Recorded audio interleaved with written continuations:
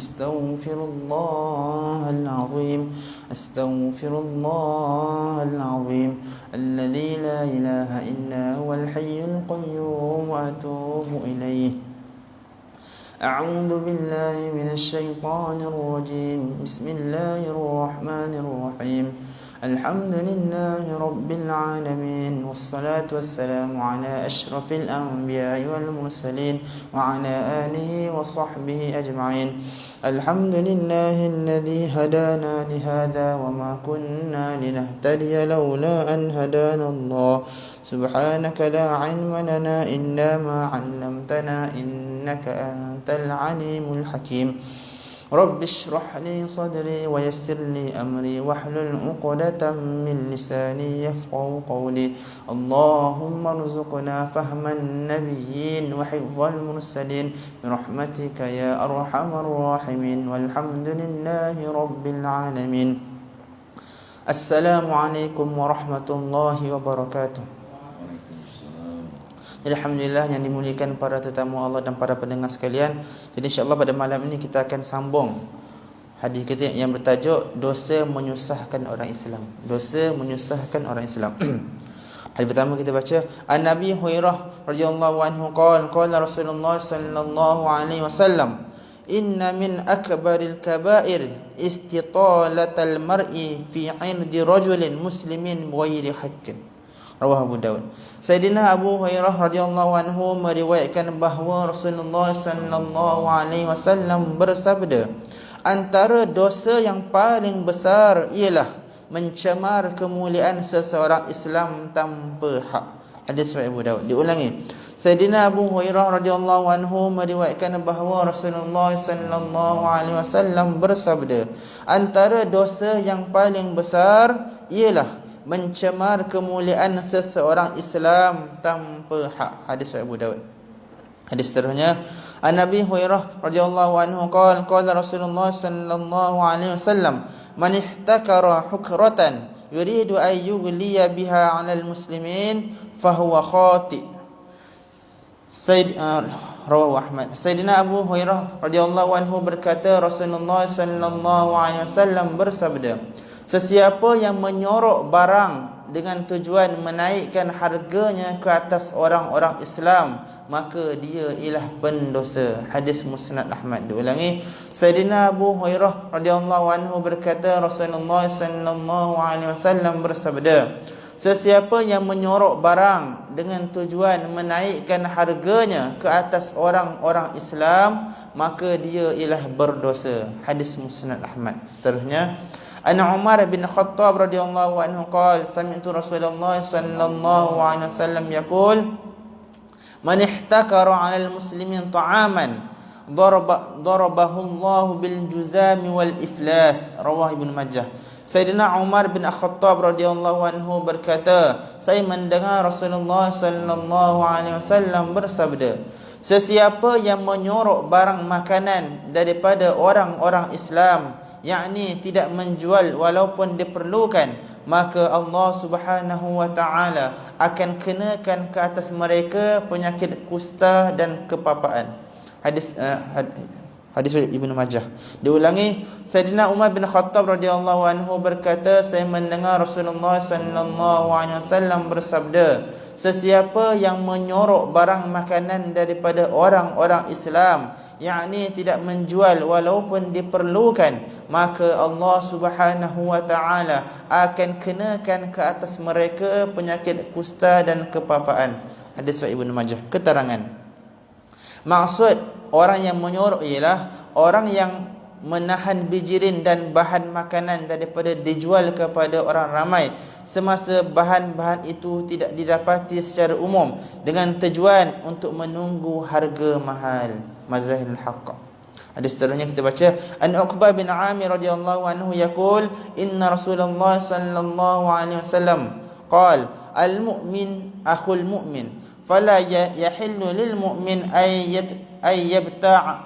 yabta'a ala bai'i akhihi wala yakhtuba ala khitbati akhihi hatta yadhar. Rawahu Muslim. Sayyidina Uqbah bin Amir radhiyallahu anhu berkata, sesungguhnya Rasulullah sallallahu alaihi wasallam bersabda, Seseorang mukmin ialah saudara kepada seorang mukmin yang lain. Oleh itu, tidak halal bagi seseorang mukmin membeli di atas pembelian saudaranya, dan demikian juga tidak halal dia meminang di atas pinangan saudaranya sehinggalah saudaranya itu melepaskan pinangannya. Hadis riwayat Muslim.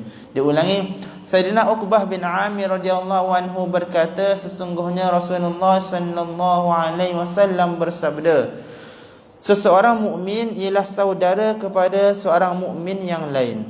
Oleh itu, tidak halal bagi seseorang mukmin membeli di atas pembelian saudaranya, dan demikian juga tidak halal dia meminang di atas pinangan saudaranya sehinggalah saudaranya itu melepaskan pinangannya. Hadis riwayat Muslim. Keterangan, pembelian di atas pembelian ada beberapa maksud. Salah satu daripadanya ialah telah berlaku jual beli antara penjual dan pembeli. Orang ketiga datang dan berkata kepada penjual, batalkanlah jualan kamu kepada si fulan dan jualkan kepada saya. Hadis Nawawi. Untuk beramal dengan hukum hakam agama dalam muamalat, hendaklah bertanya kepada para ulama. Pinangan di atas pinangan pula membawa maksud seseorang telah meminang mana-mana perempuan dan pihak perempuan pun telah bersetuju. Kemudian datang lelaki lain, yakni sekiranya dia tahu tentang pinangan itu, maka tidak patut dia menghantar pinangan kepada perempuan tersebut. Fathul Mulhim. Saya ulang sekali lagi keterangan. Pembelian di atas pembelian ada beberapa maksud. Salah satu daripadanya ialah telah berlaku jual beli antara penjual dan pembeli. Orang ketiga datang dan berkata kepada penjual, batalkanlah jualan kamu kepada si fulan dan jualkanlah kepada saya. Mungkin orang ketiga ni dia nak beli dengan harga yang lebih tinggi lagi. Untuk beramal dengan hukum hakam agama dalam muamalat, hendaklah bertanya kepada para ulama. Maksud pinangan di atas pinangan pula membawa maksud seseorang telah meminang mana-mana perempuan dan pihak perempuan pun telah bersetuju. Kemudian datang lelaki lain, sekiranya dia tahu tentang pinangan itu, yakni saya ulang sekali lagi, pinangan di atas pinangan pula membawa maksud seseorang telah meminang mana-mana perempuan dan pihak perempuan pun telah bersetuju. Kemudian datang lelaki lain, yakni lelaki itu sekiranya dia tahu tentang pinangan itu, maka tidak patut dia menghantar pinangan kepada perempuan tersebut. Fatul Mu'min. Kalau tak tahu tak mengapalah. Okay, terus. An Ibn Umar radhiyallahu anhuma anna Nabiy sallallahu alaihi wasallam qala, "Man hamala alaina silah falaysa minna." Rawah Muslim. Sayyidina Abdullah bin Umar radhiyallahu anhuma meriwayatkan bahawa Nabi sallallahu alaihi wasallam bersabda, sesiapa yang menghunuskan senjata kepada kami bukanlah daripada kalangan kami. Hadis sahih Muslim. Diulangi, Sayyidina Abdullah bin Umar radhiyallahu anhuma meriwayatkan bahawa Nabi sallallahu alaihi wasallam bersabda, sesiapa yang menghunuskan senjata kepada kami bukanlah daripada kalangan kami. Hadis akhir insya-Allah kita baca. An-Nabi Hurairah radhiyallahu anhu an-Nabiy sallallahu alaihi wasallam qala, la yashiru ahadukum ala akhihi bis-silah fa innahu la yadri la'alla asy-syaitan yanzi'u fi yadihi fayaqa'u fi hufratin minan nar. Rawah al-Bukhari. Sayyidina Abu Hurairah radhiyallahu anhu meriwayatkan bahawa Nabi sallallahu alaihi wasallam bersabda, tidak patut sesiapa pun daripada kamu menghunus senjata kepada saudaranya, kerana sesungguhnya dia tidak tahu, mungkin syaitan akan mencabut pedang itu daripada tangannya lalu terkena saudaranya, maka orang yang menghunus itu akan masuk ke dalam neraka sebagai balasan atas perbuatannya. Hadis Sahih Bukhari. Diulangi, Sayyidina Abu Hurairah radhiyallahu anhu meriwayatkan bahawa Nabi sallallahu alaihi wasallam bersabda, tidak patut sesiapa pun daripada kamu menghunus senjata kepada saudaranya, kerana sesungguhnya dia tidak tahu, mungkin syaitan akan mencabut pedang itu daripada tangannya lalu terkena saudaranya, maka orang yang menghunus itu akan masuk ke dalam neraka sebagai balasan atas perbuatannya. Hadis Sahih Bukhari. Jadi alhamdulillah, semoga apa yang kita dengar dapat kita amalkan dan sampaikan, dan kita mohon pada Allah SWT supaya Allah Ta'ala sentiasa selamatkan kita daripada menyusahkan mana-mana orang Islam, insya-Allah. Jadi kita tutup majlis kita dengan tasbih kafarah dan suratul As. Subhanakallahumma wa bihamdika asyhadu an la ilaha illa anta astaghfiruka wa atubu ilaik. Bismillahirrahmanirrahim. Wal 'asr innal insana lafi khusr illa alladhina amanu wa 'amilus solihat wa tawassaw bil haqqi wa tawassaw. Alhamdulillahil alamin.